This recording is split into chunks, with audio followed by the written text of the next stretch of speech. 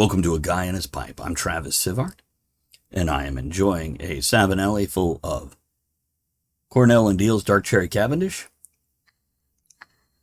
You'll hear me puffing and lighting and tamping and cleaning my pipe during this podcast as you and I go together to explore the incredible, fun, kooky, and creepy things right here on our own planet.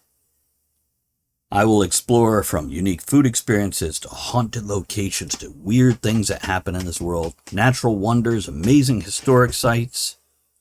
You'll hear creaking cats and meowing cats in the background.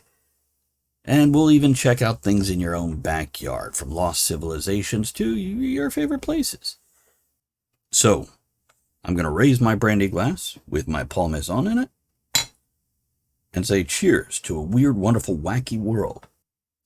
And let's explore it one destination at a time.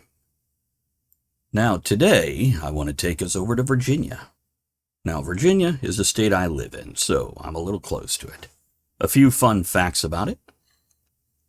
It's one of the original 13 colonies. And there's all kinds of history here, from the founding fathers to living history in Williamsburg.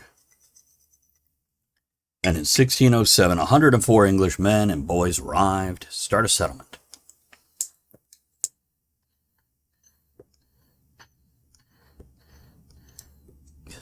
They named it Jamestown after their king, King James I. The state was named after the Virgin Queen, Queen Elizabeth. And it became the first permanent English settlement in North America. It's known as the Old Dominion State. Gained statehood as our 10th state on June 25th, 1788. Has around 9 million people. Capital is Richmond. Biggest city is Virginia Beach. State bird is the northern cardinal. Tree, American dogwood. Pretty beautiful when it flowers. Right about this time of year, matter of fact. And the motto is, thus always to tyrants. Sic semper tyrannis. But right now, I want to talk about the heads of our country. Literal heads. So, back around the turn of the century, the turn of the millennium, there was a guy named Everett H. or Haley Newman III. Got together with an artist named David Adikis, who was inspired by Mount Rushmore, and they wanted to create a park. A park with huge statues, busts, of all the presidents' heads. Now, Haley ordered 6 heads, brought them to where he was going to put them, and got blocked by red tape, saying, you need a public display permit, dude. So he parked his heads in the Days Inn parking lot he owned. And they came and went, no, that's still public display. You can't keep them there. So he distributed them to Norfolk Botanical Gardens and Buena Vista's Glenmorey Park, and visitors were delighted, curious, just what's going on. He finally got through the red tape, and in March 2004, he opened an open-air museum, so outdoor museum, where you could walk through all these heads. It cost about $10 million to make.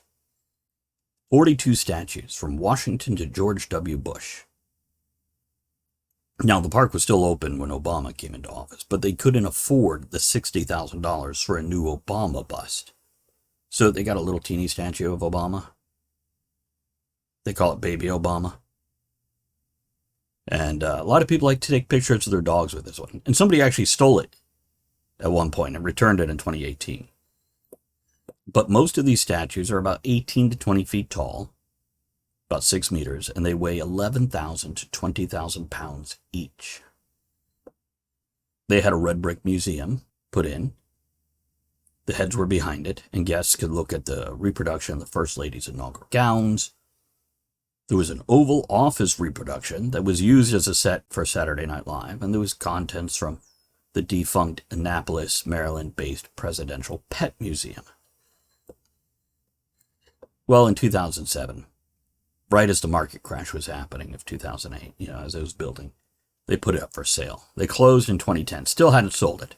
finally got auctioned off at September 28th, 2012. But not the busts, just the land.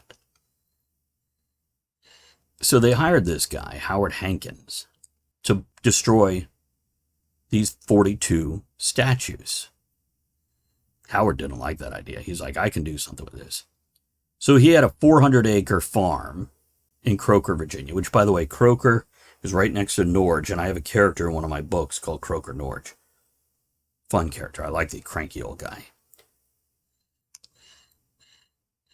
Him and his partner, who's also named after 2 Virginia cities, are kind of like Sherlock Holmes meets The Odd Couple. Just fun series to write.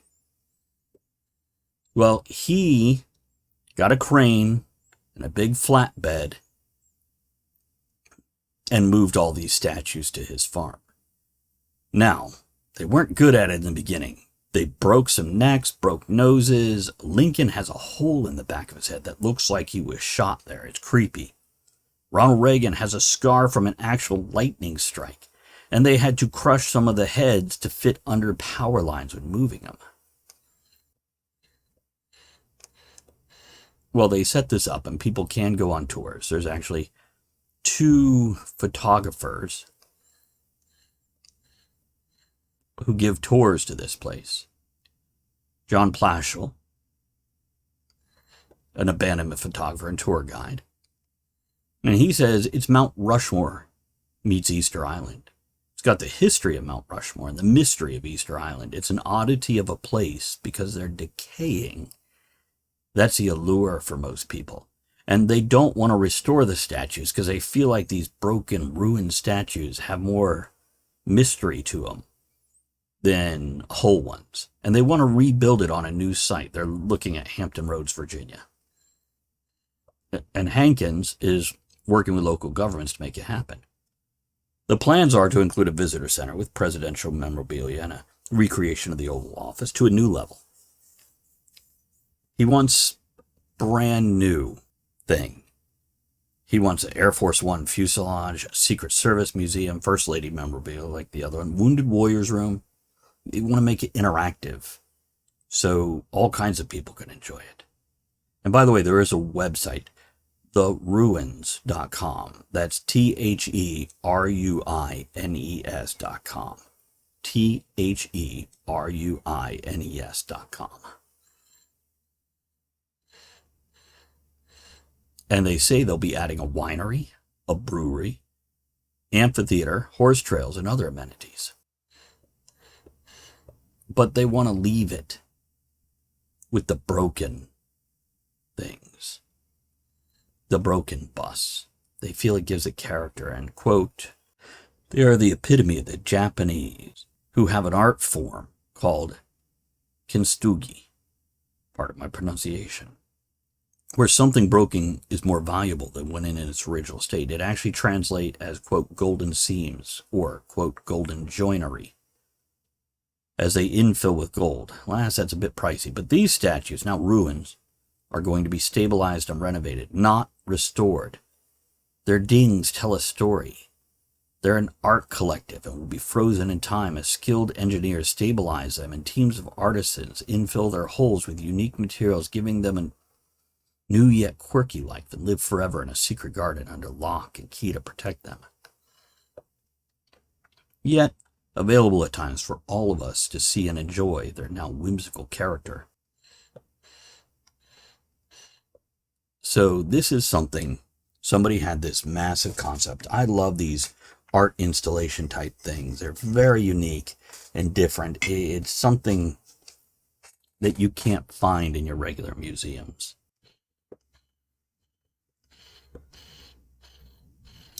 And we've had plans to go see this. So we're watching this as they embark on this massive renovation project.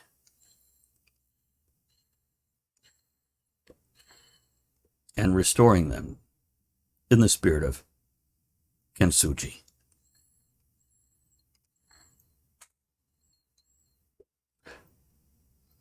Sounds like a fun place to go. Yeah, fun might be the wrong word. Interesting, and I always love interesting. That's why the closing line of this podcast is an experience lasts a lifetime. I want to thank you for joining me. Hopefully you enjoyed this little peek into the oddities of our world. You can email me if you've ever been there, seen these, or have someplace else you'd like to hear about or have been that I should check out at aguyandhispipe@gmail.com. And you can check out my website, TravisSivart.com. Last name same as the first, but reversed, TravisSivart.com. You're going to find other podcasts.